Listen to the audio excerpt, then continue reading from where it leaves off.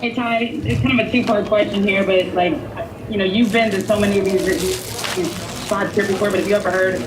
I mean, maybe with the exception of Game 7 when you win the final, have you ever heard a crowd that got into a second half like this? Man, I've been saying it all year. Ramona, from the first two series. Dallas had all their fans, Utah had all their fans, but our crowd was unbelievable tonight. Even when we got down, they stuck with us. They gave us the energy. We fed off their positivity.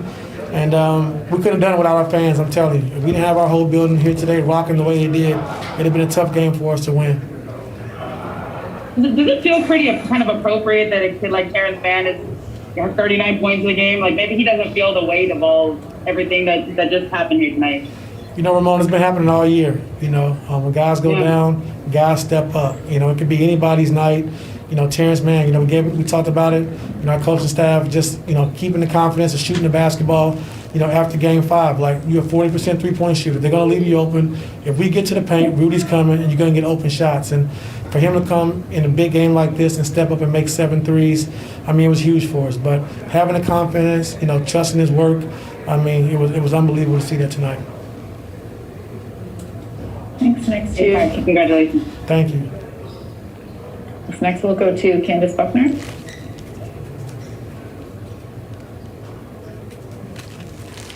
Hey Ty, hopefully you can hear me. You've been in the city for a long time, a lot on the other side of this hallway, but how would you describe just the makeup of a Clipper fan in the city? They've been starving for success. Had a lot of good teams, and just caught a lot of bad breaks. And when Kawhi went down, I know they were probably thinking the same thing over and over again. From when CP got hurt to when Blake got hurt. And with our team, I'll just tell you, they just don't quit.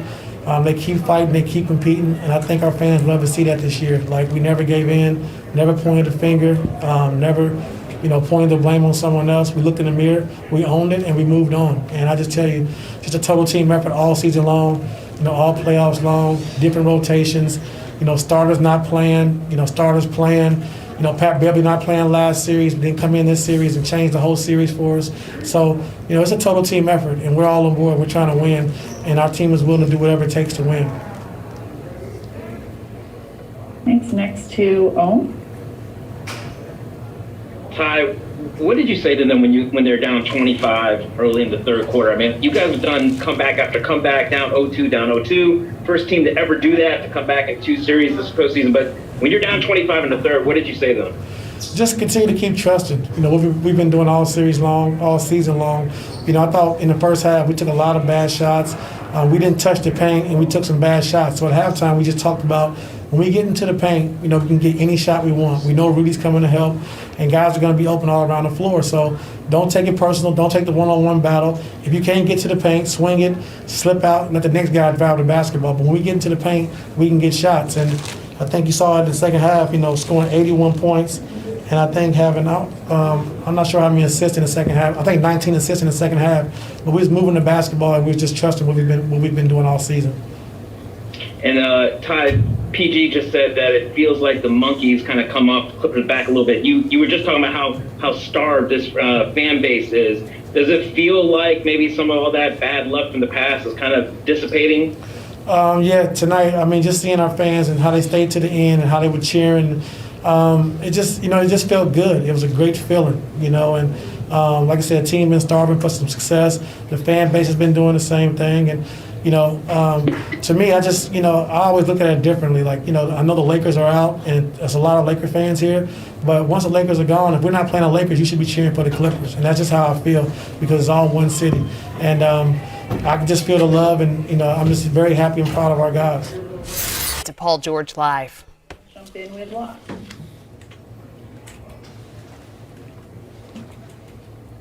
Paul, you've been a fan of Terrence Mann all season. You said you were his biggest fan. I think you might have competition after tonight. So state your case for why you should remain the biggest fan of Terrence Mann after tonight. You saw it. You saw a full, complete game from a second-year player. You saw him stretch the floor. You saw him defensively. You saw him rebound. You saw him muscle his way to the basket. I mean, you just saw so many flashes of so many different things. And, you know, he did it in the most crucial part of the game. I think that's what's most impressive. Honestly, he single-handedly willed us back through that stretch where he just, you know, 3 after 3 to downhill attacks to defending. You know, he did it all. Thanks. Next up, Ohm. Paul, you talked about, ever since you became a Clipper, about moments like this, kind of lifting this franchise to places it's never been. This franchise had to wait 50 seasons for this and gone through a lot of heartache. What was it like on the court to experience this moment and take this franchise someplace that it's never been before and make history? I mean, it was great. It was great. This was my first time experiencing a crowd like this, and you know, since I've been a Clipper, so just the whole night was special. You know, to be able to be in this arena and to feel that playoff atmosphere in front of my hometown, my friends, my family, so many important people in my life were in this building, and so it was just a special night, and you know, you felt it. You know, the cheers, the excitement. You know, you felt the monkey off of the Clippers' back in terms of, you know, getting out of the second round. And you guys have done everything kind of the hard way this postseason. Was there any other way to do this other than falling behind by 25 and then coming back the way you guys did? Hey, W, that's all that matters. Whether it's pretty or it's ugly, we'll take it. Playoffs is about grit. It's about fighting. It's about whatever it takes. And time after time, I think we've shown that. Thanks, Paul. Thanks. Next to Miriam. Hey, Paul, congrats, man.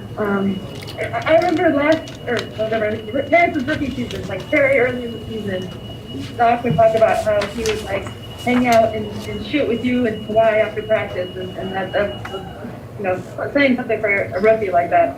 Do you remember that? And did you see something in him like at the very beginning that he could have a night like this?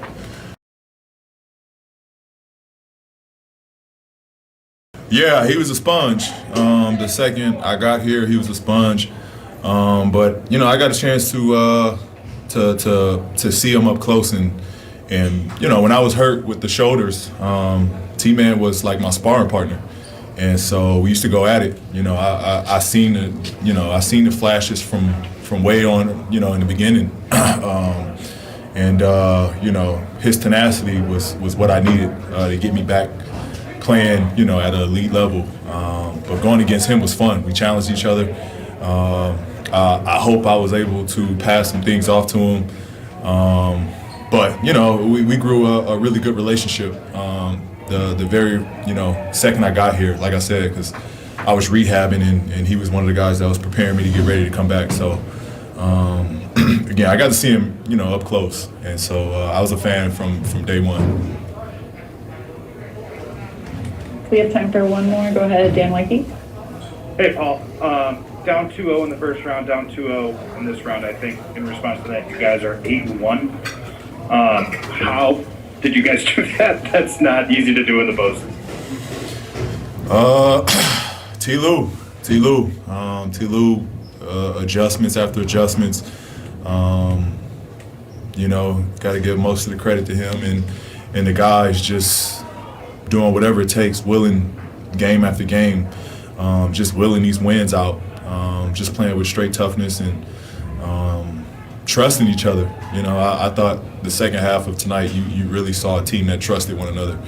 And, you know, it's the reason why we were able to close the second round out. Thanks for your time, PG. Thank you, guys. Donovan Mitchell will address